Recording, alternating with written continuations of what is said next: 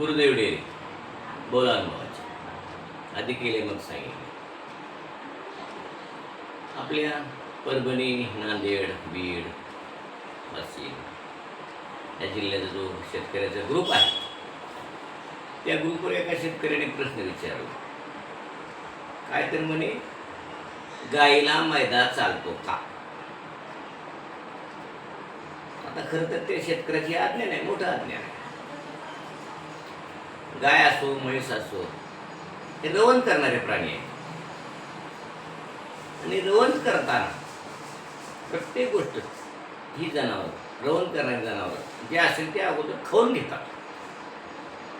आणि एकदा खाऊन पोट भरलं की दिवसभर रवण करत राहतात. आणि ती जी गोष्ट रवण होते ती गोष्ट त्यांना पचली जाते. मैदा जो प्रकार आहे तो अतिशय बारीक आहे, तर रवण होतच नाही, तो रवंतामध्ये येत नाही.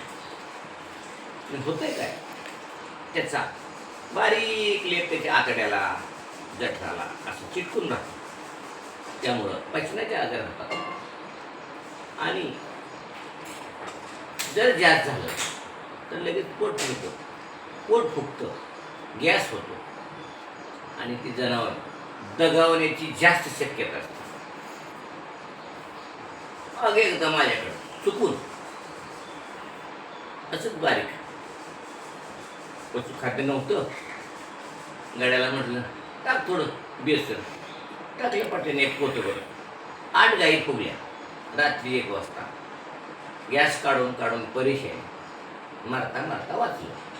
तर पशुपालकांना अजिबात अशी अतिशय बारीक मैदा, पीठ कधी नाही वापरायचं. जाड भरड धान्य, भरडा, तो पण भिजवलेला, जेणेकरून तो फुगलेला असेल आणि तो रवंतमध्ये यावा.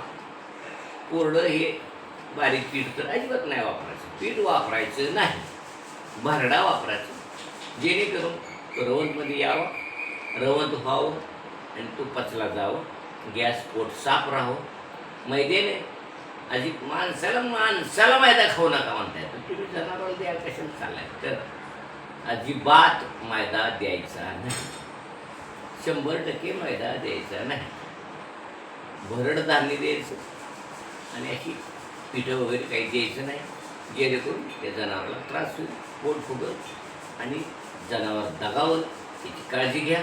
सर्व पशुपालन माहीत नसेल तर माहिती करून घ्या. आणि प्रश्न विचारल्याबद्दल धन्यवाद. विचारून तर करता येईल मेहरबानी. तर जरूर अजिबात मैदा वापरू नका हा सल्ला. भेटूया पुढच्या भागामध्ये.